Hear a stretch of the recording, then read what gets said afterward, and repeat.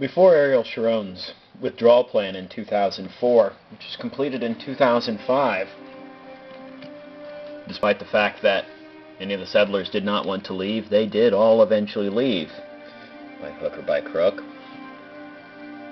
2 years earlier, Sharon, while still a member of the Likud party, had sat down with President Bush and Prime Minister Mahmoud Abbas. Mahmoud Abbas, Prime Minister of the Palestinian Authority, that PA that was referred to in the Ariel Sharon press conference. They sat down in 2002 to sketch out, and sketch out is the operative verb, the quote roadmap to peace.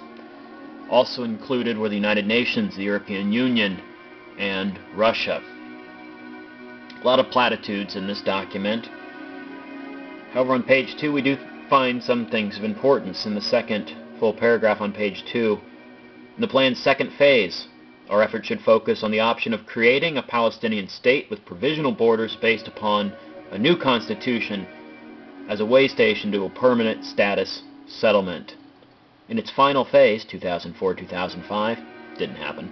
The plan envisages Israeli-Palestinian negotiations aimed at a permanent status solution in 2005.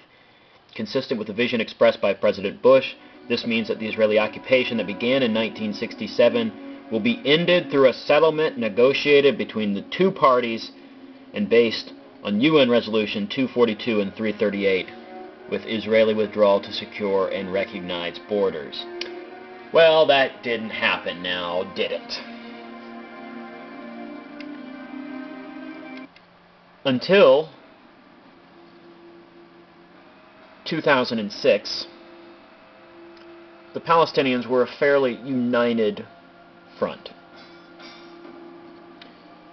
Mahmoud Abbas had been the Prime Minister of the Palestinian Authority, elected in 2003 and serving until 2005, when he was elected as president to succeed the now deceased Yasser Arafat. President of the Palestinian Authority, head of state. In 2006, the next year, there was an election for the Palestinian Parliament. 132 seats were up for grabs. Mahmoud Abbas is a member of the Fatah party,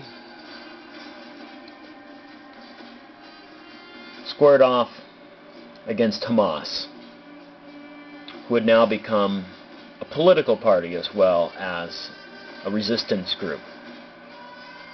In this election, Hamas got 76 seats and Fatah got 43. Fatah's 50-year dominance of Palestinian politics came to an end in 2006. This was a disaster for the international community.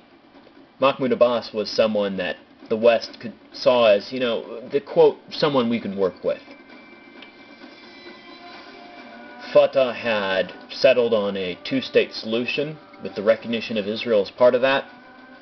Hamas still has not signed off on a two-state solution, still maintains that Israel is illegal, and as of 2006 controlled the parliament and therefore controlled the office of Prime Minister.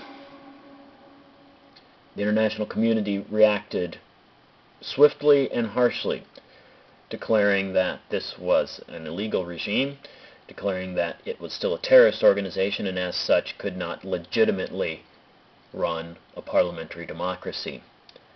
Foreign aid was cut off. The situation deteriorated.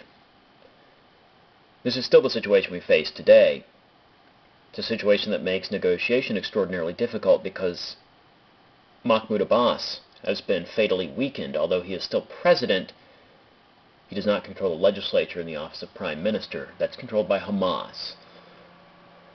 Hamas is not willing to recognize Israel and not willing to make a two-state solution deal. We're at an impasse. And this is where the lecture ended up until a few days ago. That's because the new American president, Barack Obama, sat down with Benjamin Netanyahu, the new prime minister elected just several weeks ago. Benjamin Netanyahu, still a member of the Likud party, They sat down in Washington and discussed frankly the issue of settlements. Netanyahu did not budge, not even willing to agree to a freeze on settlements in the West Bank, much less a withdrawal of the 260,000 Jewish settlers who live in the West Bank. But for the first time in 7 long years, the Palestinian-Israeli issue is at least being discussed at the highest levels.